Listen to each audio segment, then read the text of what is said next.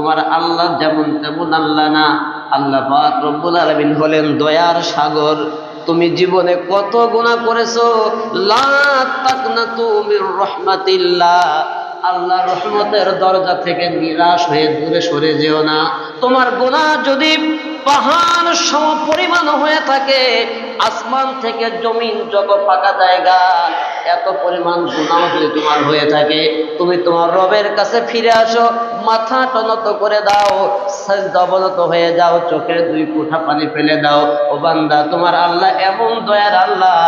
আল্লাহ হলো গফুরুর রহিম, আল্লাহ ক্ষমাশীল এবং পরম দয়ালু। আল্লাহর এত দয়া যে আল্লাহ পাক রব্বুল আলামিন তোমার জিন্দেগির সব গুনাহ খাতা মাফ করে দিয়ে তোমাকে একেবারে পুত পবিত্র বানায় দিবে। আল্লাহর সেই ক্ষমতা আছে না নাই?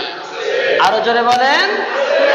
কারণ আল্লাহ পাক গফুরুর রহিম, গফুর মানে ক্ষমাশীল, আর রহিম মানে দয়ালু। কেমন দয়ালু একটু চিন্তা করে দেখেন।